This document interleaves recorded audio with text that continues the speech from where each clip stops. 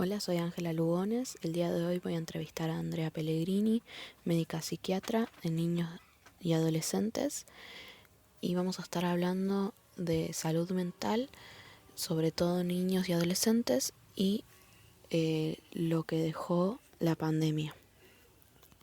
Bueno, Andrea, presentate. Bueno, yo soy Andrea Pellegrini, soy médica, psiquiatra de niños y adolescentes, vivo acá en la ciudad de La Plata. Me formé en la Universidad de La Plata, en la Facultad de Medicina, y después hice la especialización en psiquiatría de niños y adolescentes en la Ciudad Autónoma de Buenos Aires, en el Hospital Carolina Tovar García. Bien. ¿Y me podrías resumir tu trayectoria profesional brevemente? Te contaba recién, una vez que terminé en la Facultad de Medicina, pensé en algunas especialidades, pero la que más me atraía era la psiquiatría de niños y adolescentes. Había diferentes opciones como para formarse, no hay muchos lugares en relación a esta especialidad. Somos pocos los psiquiatras infantiles, así que busqué opciones y dentro de las ofertas me interesó más la de la ciudad de Buenos Aires, en el Hospital Carolina Tomar García, porque es un hospital monovalente que se especializa justamente en la salud mental de niños y adolescentes.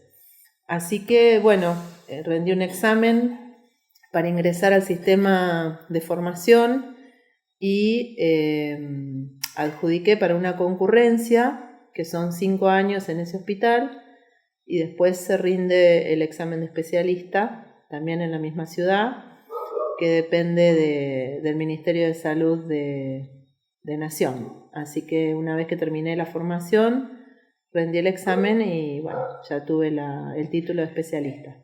Bien. ¿Vos qué crees que fueron los grandes desafíos que trajo esta profesión? ¿Que hay tabús? ¿Por qué crees que hay estos tabús en la psiquiatría?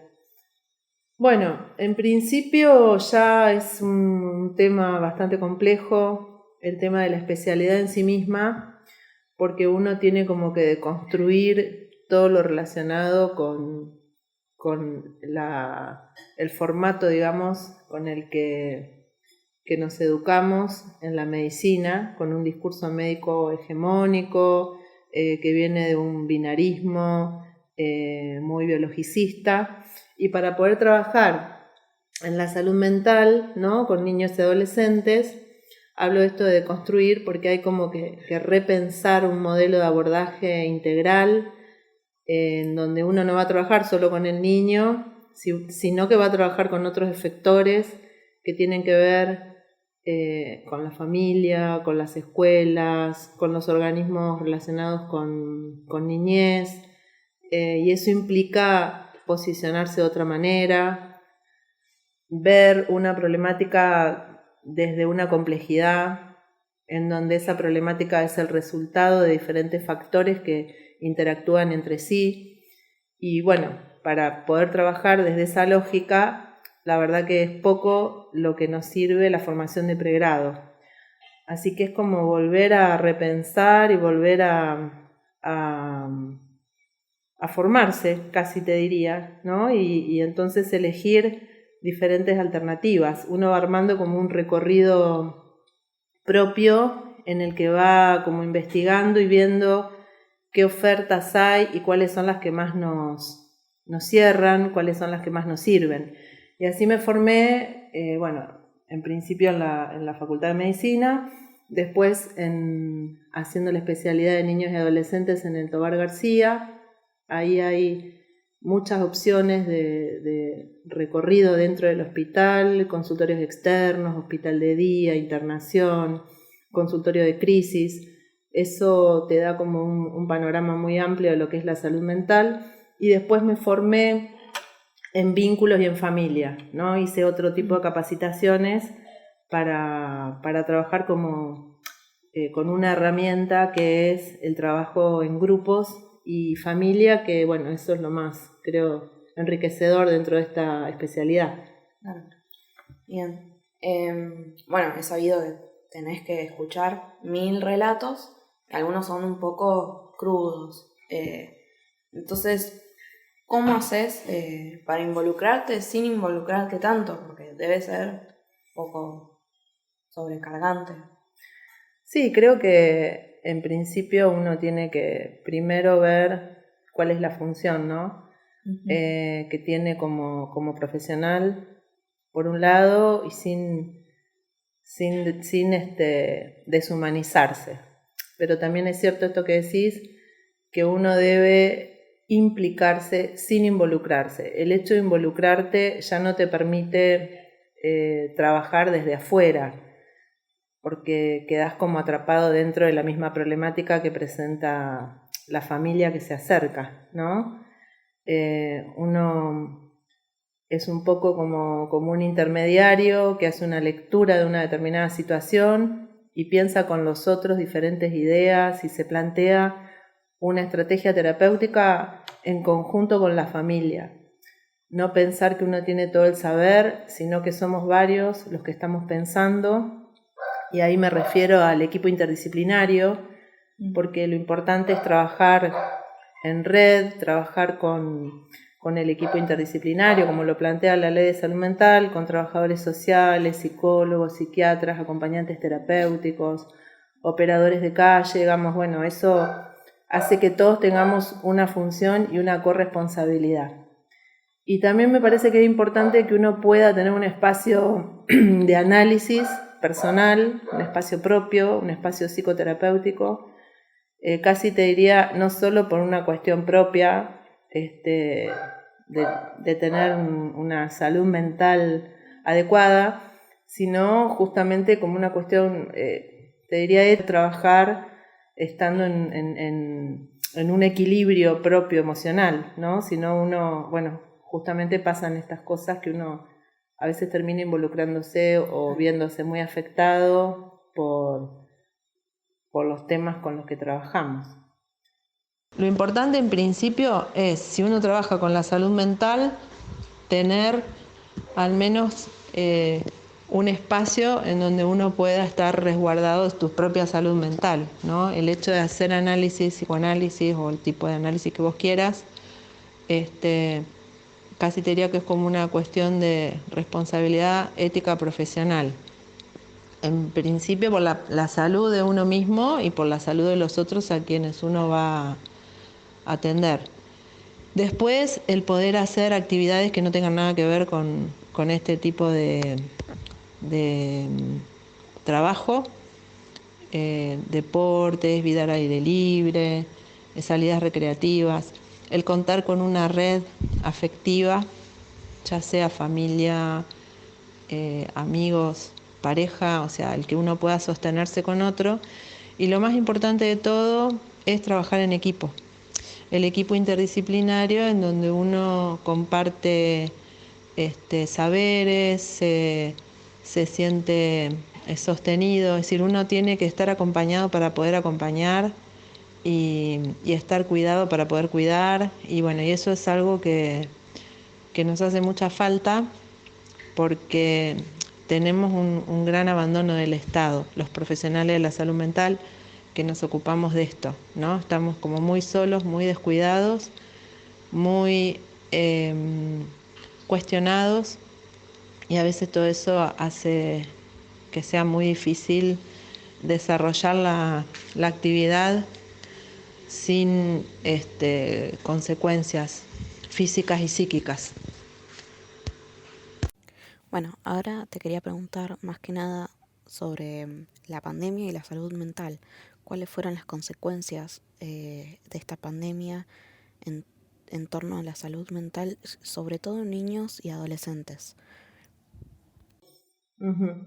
Sí, yo creo que la pandemia lo que hizo fue como ayudar a visibilizar una problemática ya de fondo que si bien era un emergente, quedó mucho más expuesta a la vista el tema de la salud mental, y el tema sobre todo de lo que es la violencia, que es con uno de los problemas con el que más nos enfrentamos.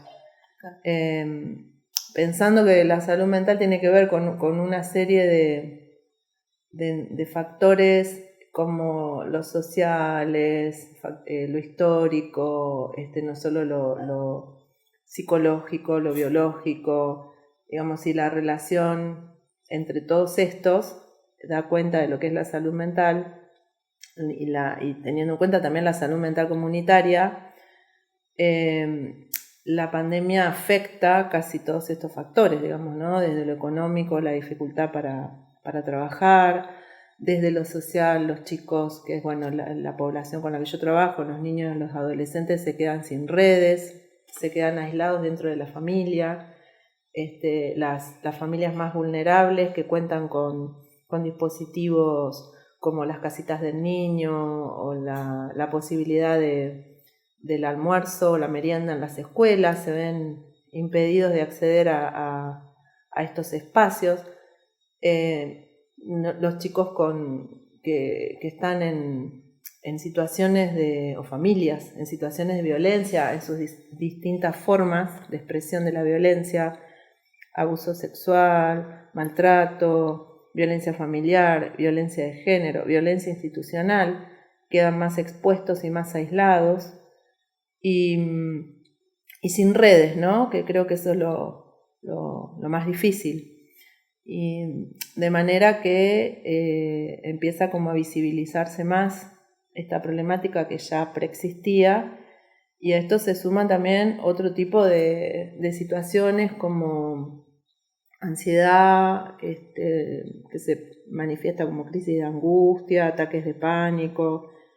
Los adolescentes quedan como muy solos y muy expuestos a las redes, aparecen trastornos de alimentación o se agravan de diferentes tipos, autolesiones, intentos de suicidio, depresión, o sea, todo es lo que vamos viendo cada vez con presentaciones más graves y a su vez más frecuentes, ¿no? Es como que decimos que la pospandemia de la pandemia del COVID-19 es la pandemia de los trastornos de la salud mental, que es lo que estamos viendo hoy por hoy. Y durante la pandemia, ¿cuáles fueron las consultas y casos más frecuentes que tuviste? Los casos más frecuentes, un poco esto que te contaba, tuvieron que ver muchas situaciones de duelo, ¿no? Y de transitar duelos. En la primer parte de la pandemia, cuando todavía no había vacunación, de fallecimiento de familiares, ¿no? Entonces se consultaba por niños adolescentes que estaban en situaciones de angustia, porque por ahí fallecían los dos abuelos, o un tío, o la mamá, o el papá. Eso fue una de las consultas más frecuentes. Y después las crisis de ansiedad, como el miedo a enfermar, salir, cuadros de pánico, depresión también. Y después algo que, un poco lo que te decía recién, en relación a la violencia, aumentaron mucho las consultas por casos de violencia, ¿no? Yo creo que violencia de género y de maltrato infantil, no a veces denunciada por las mismas familias, sino por algún organismo que detectaba estas situaciones. Y creo que eso estuvo de la mano del aumento de consumo en algunos de los padres con problemas de adicciones o de alcohol sobre todo. Y bueno, los resultados son los que estamos viendo hoy, ¿no? Hay una demanda inmensa, y desde nuestra institución, donde yo trabajo en el Hospital Elina de la Serna, es de atender, o sea, una demanda insatisfecha enorme porque, bueno, no nos dan los recursos como para dar respuesta a la cantidad de gente que consulta por estos diferentes motivos que te comentaba. Bien, y durante la pandemia, ¿cómo fue trabajar? ¿Cómo hiciste con tus pacientes? ¿Qué rutina tenías como para poder llevar a cabo estas consultas? Bueno, Fue un poco complejo porque al principio había como mucha incertidumbre, uno no sabía si esto era un tiempo o era un par de meses o al final terminó prolongándose años. Entonces se iban como pensando distintas estrategias de intervención, pero que sobre la marcha había que ir como modificando, ¿no? También hacia adentro del equipo interdisciplinario, no te conté cuando me preguntabas de la trayectoria que yo trabajo como psiquiatra infanto-juvenil en un hospital subzonal que es de baja complejidad, que pertenece a la provincia de Buenos Aires, que se llama Elina de la Serna, de Montes de Oca. Yo soy jefa de la unidad de salud mental y familia. Y hacia adentro del equipo, bueno, había como miedo y cierto malestar de si debíamos continuar atendiendo o no, qué medidas tomar. Si bien estaba todo, por supuesto, protocolizado desde el ministerio, generaba como mucha confusión y muchos temores personales, pero bueno, uno no tenía que perder un poco el eje de que somos un equipo de profesionales y que estamos al servicio de la salud pública y más aún en pandemia. Así que se atendió durante toda la pandemia. En algunos casos, que no eran los más graves, se hacían entrevistas virtuales o telefónicas de seguimiento, y en los casos más graves, en los que no podía reemplazarse la entrevista presencial, se continuaban haciendo entrevistas presenciales con todas las medidas de seguridad. Y bueno, y así se fue llevando hasta que de a poco, hoy por hoy, trabajamos 100% con lo asistencial y con los cuidados de manera presencial.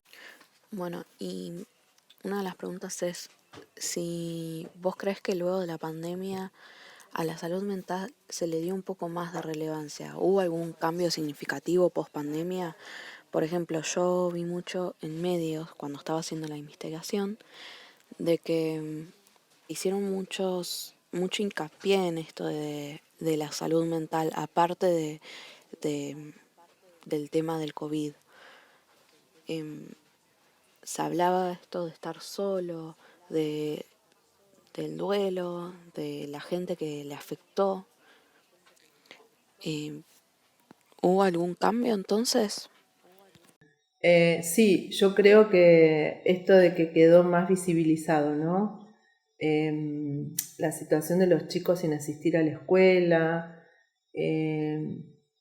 También una de las cosas que sucedió es que a veces uno no termina de registrar o no es tan consciente de que la población adolescente tiene, en la mayoría de las familias, digamos, poco tiempo de permanencia en la casa. Digamos, los chicos tienen su horario escolar, a veces jornadas extendidas, actividades, deportes, actividades recreativas, ¿no? Y el hecho de que de pronto todo eso quedara sin efecto y empezaran a permanecer mucho tiempo dentro de las casas, también hizo como que los padres, las familias, empezaran como a descubrir a un nuevo adolescente que tampoco conocían demasiado.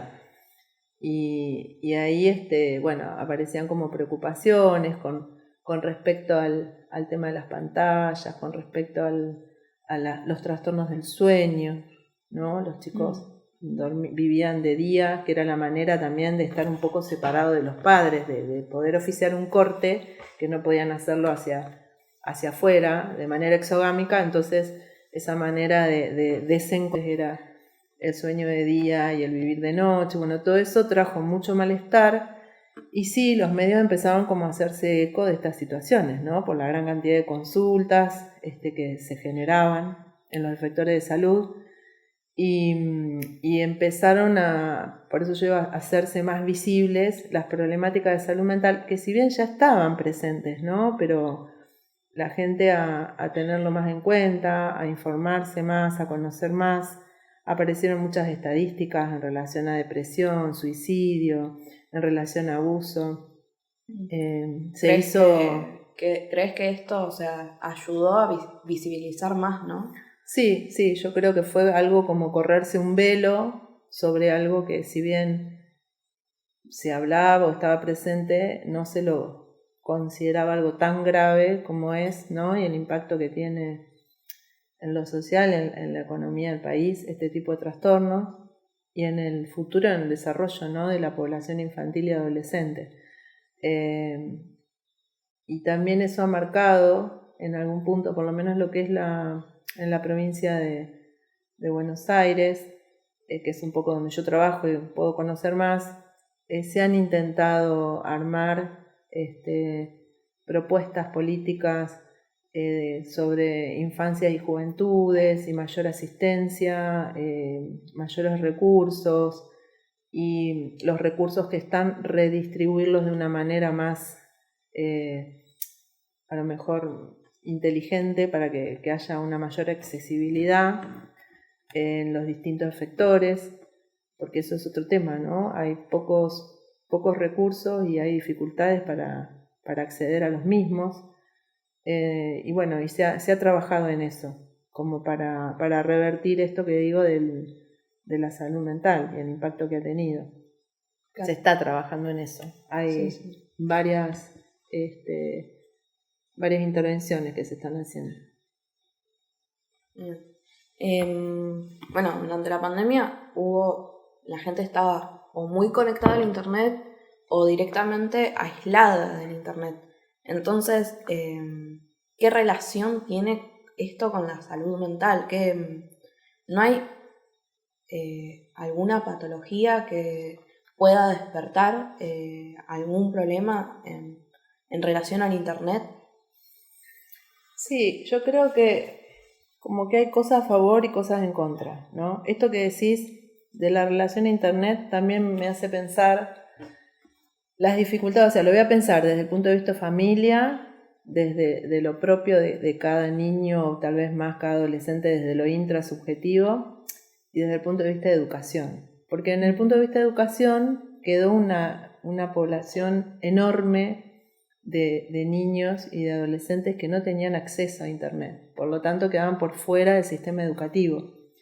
Y eso se notó muchísimo en cuanto al déficit que tuvieron, ¿no?, en relación a la educación y también en relación a las funciones sociales de la escuela, ¿no? El hecho de estar aislado, de estar por fuera del sistema educativo y pedagógico y las dificultades para acceder a internet. Ahí creo que también quedó otro problema a la vista, porque todo el mundo dice, bueno, se hace el classroom, las clases virtuales, pero nosotros conocíamos este tema porque también nos pasaba lo mismo cuando queríamos hacer algunas entrevistas virtuales o de seguimiento desde el hospital, y había un porcentaje altísimo de familias que no tenían acceso, que no tenían redes o que no contaban con celulares.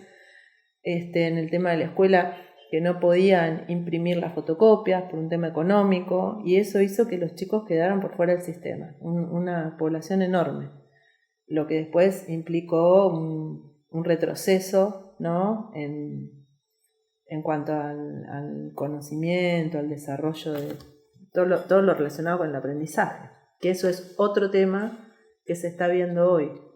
Y ni hablar en chicos que tienen un problema de salud mental o una discapacidad, porque en ese caso el asistir a diferentes terapias y a escuelas especiales, todo eso quedó suspendido y bueno, y eso tuvo también, ¿no?, un impacto, como un retroceso en esa población más vulnerable todavía, que es la de discapacidad. Y con respecto a las familias, yo creo que el tema de internet un poco no hay que demonizarlo tanto, porque por un lado uno puede pensar, bueno, los chicos estuvieron más en contacto con las redes, tal vez más expuestos a situaciones de violencia, o ¿no?, de bullying virtual también. Claro, pero a su vez creo que fue una manera de comunicarse también, porque a través de las redes pudieron sostener un vínculo, ¿no?, aunque fuese virtual, no solos, y era una manera también de como de escaparse un poco del estar aislados, encerrados en la casa todo el tiempo con los adultos, cuando lo que el adolescente quiere hacer es de alguna manera desafiliarse un poco de la familia para afiliarse a su salida exogámica, que quedó como como ahí truncada. Entonces creo que a través de las redes y de poder vincularse de esa manera fue un poco algo a favor, ¿no? Aunque entiendo también los riesgos del consumo masivo y de otras cuestiones que también preocupan a los padres. Por eso creo que hay que hacer como un análisis cuidadoso de este tema de las redes, ¿no? Creo que siempre son muy buenas si están los chicos acompañados por los adultos y hay cierta supervisión. Es una buena herramienta hoy por hoy. Claro, sí, justo la siguiente pregunta era sobre eso, las comunicaciones virtuales, lo que generaban estas comunicaciones, cuadros de depresión, pánico, y vos qué recomendarías en esos casos, ¿qué se recomienda cuando suceden estas cosas? Sí, creo que por ahí el hecho del consumo masivo de tal vez de noticieros, ¿no? De estar todo el tiempo dando cuenta de casos, de muertes, bueno, todo este tipo de estadísticas que eran como tan aterradoras al principio y que generaban esa incertidumbre. Creo que eso también tuvo un impacto en la salud mental y muchas de las personas a partir de esta invasión, digamos, en principio era, ¿no? Como de mucha, no sé si información o desinformación o todo se sabía sobre la marcha o se estaba, bueno, era hasta desde la ciencia, era como un día a día e ir descubriendo algo nuevo y bueno, la población seguía un poco eso y creo que esa sensación, ¿no? del no saber qué iba a pasar afectó mucho y hubo sobre todo cuadros de ansiedad y de depresión, ¿no? De miedo, como yo digo, a enfermarse y todo lo demás. En ese caso, bueno, uno lo que tiene que lo que recomienda es que no haya un consumo indiscriminado de este tipo de medios y de informaciones que tal vez no sumen como para uno sí tomar medidas y protegerse, pero no consumir algo que la verdad que no aporta, sino que genera más miedo y mayor incertidumbre. Nosotros y también aconsejamos a las familias que los chicos no estuvieran expuestos todo el tiempo a este tipo de programas. Sí,